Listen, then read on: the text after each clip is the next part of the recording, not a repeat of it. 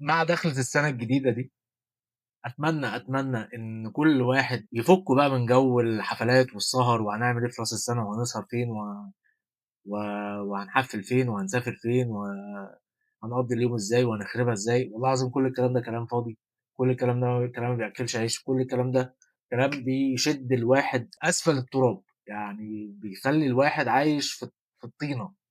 بيخلّي البني آدم عايش في وَحْل فعلًا. حاول على قد ما تقدر تدوّر على حاجة أنت نِفْسك تعملها، حاجة أنت نِفْسك تبطّلها، حاجة جديدة نِفْسك تتعلّمها، لغة جديدة نِفْسك تتعلّمها، حتى لو الحاجة بالنسبة لك مستحيلة. يعني أنت نِفْسك تتعلّم أسباني وأنت عارف إن أنت مثلًا من جواك مش مصدّق إن أنت تتعلّم أسباني، خُد القرار يا عم وابدأ.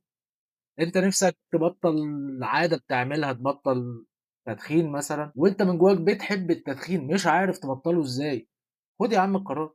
مين عارف مش يمكن ربنا يكون رايد إن هو يسهّل لك الموضوع دلوقتي وتاخد القرار دلوقتي والدنيا تبقى سهلة ما يبقاش الموضوع صعب